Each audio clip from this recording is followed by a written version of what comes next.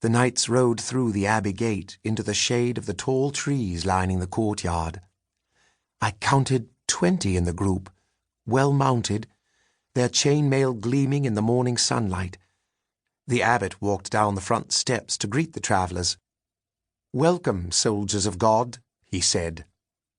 I stopped working, leaning on my hoe to watch from the garden.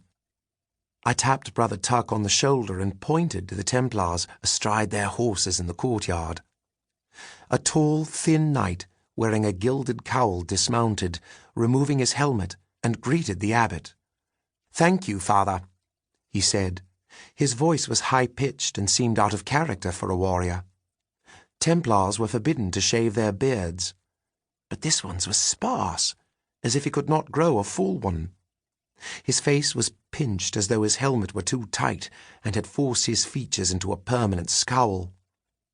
He wore a Marshal of the Order emblem on his tunic, which meant he was in command.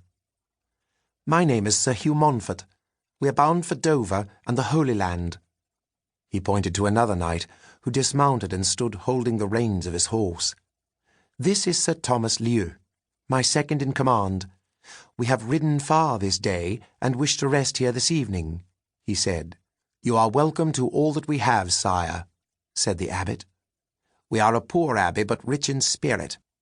I shall have some of the brothers assist you with your horses, and you shall dine with us this evening." Sir Hugh gave the order to his men to stand down. The knights dismounted. Some of them began to stretch, shaking their legs and arms, tired as they were from their journey. "Tristan?" I heard the abbot call my name. "Yes, Father," I asked as I ran over from the garden. "Make room for our visitors' mounts in the stable, then return with some rope to help them hobble the rest here in the courtyard. They are welcome to our feed and hay," he said.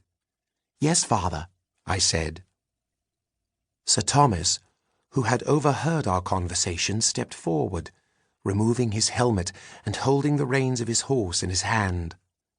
He was a head taller than I, and a large battle sword hung at his belt. Though his face was covered in dust, I could see a long scar on his cheek that travelled from his right eye down his face until it disappeared in the tangle of his beard. His hair was a reddish-brown colour, and an easy smile came to his face. "After you, lad," he said. I led him across the courtyard, while Sir Hugh remained behind, talking with the abbot. The other knights mingled with some of the brothers, waiting for me to return with rope.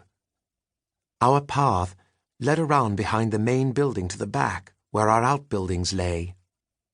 We kept a small stable there, with a brace of draught horses, 2 milk cows, and some goats. In addition to my garden duties, I cared for most of the animals at the abbey. As we walked toward the stables, the knight introduced himself. "My name is Sir Thomas Lieu," he said. I stopped and turned to bow, but he waved me off. A knight was nobility, and it was my obligation to bow to him.